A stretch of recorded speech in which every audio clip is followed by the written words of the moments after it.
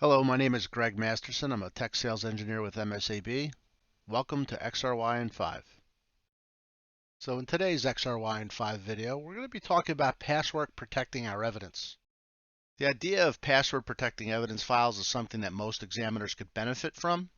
And examiners' reasons for password protecting and encrypting their evidence vary greatly. But whether it's to streamline your testimony on the stand when evidence integrity questions arise, it's for accreditation of your lab, or it's just peace of mind when providing evidence to investigators on USB drives and external hard drives. You'll have that peace of mind that prying eyes will be unable to see that evidence without the password and the proper software. So now you've made the decision to protect those files and you want to implement. So XRY has you covered in that it makes it very simple to password protect those evidence files, and we're going to show you how. So I have my version of XRY on the screen, and I'm going to click extract to begin an extraction. I will plug my phone in for auto detection and keep it simple. It's identified it as a Nokia 6 dual SIM.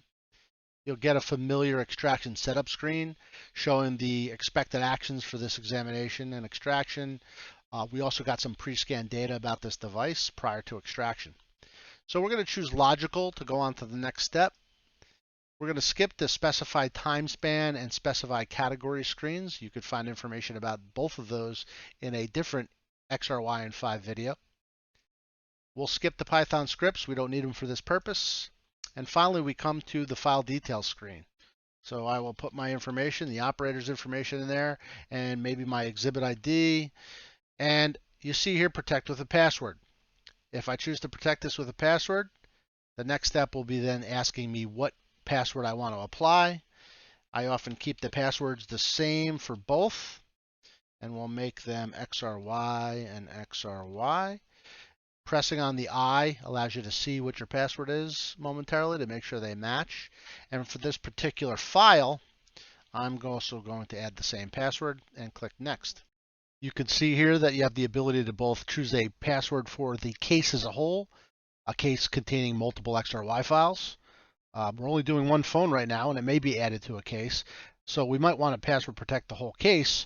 However, we could also protect the individual XRY file. Why is this? Because if you have an XRY file from an old narcotics case, and now you're working a more recent narcotics or homicide case, you may in fact want to add an XRY file from another case to cross-reference it with information in this case. Maybe there's some commonality of suspects or information.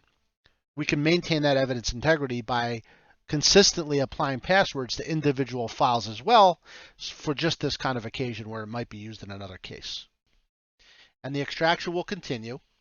And at the end, after attempting to open this file in Examine to review it, I will be prompted for a password, which I'll show you here in a minute. So before we open up Examine and show you that prompt for the password, I just want to show you one other way that if you had decided that you wanted to use password protection by default, we could come up in here to Options under the menu and down to File Naming, which is where you can set up automatic file naming based upon the model, the date of the exam, and that type of thing. And this information, further information about this can be found in our help file. If you look at the bottom here, Protect with a Password, by clicking that and hitting Save, from this point forward, every time you do an extraction using XRY, you will get prompted to add a password every time, rather than choose it on a case-by-case basis with the check mark that I showed you. Okay, we'll bring up Examine, and this is the extraction we created, and we'll go to open it, and again, we'll be prompted with a password, and it will open. So we hope that's helpful, both in your transportation of evidence concerns and of your general integrity concerns for evidence that may be used in trial or during a court case. If you have any questions, as always, reach out to us, and you can always visit msab.com for further information. Have a great day.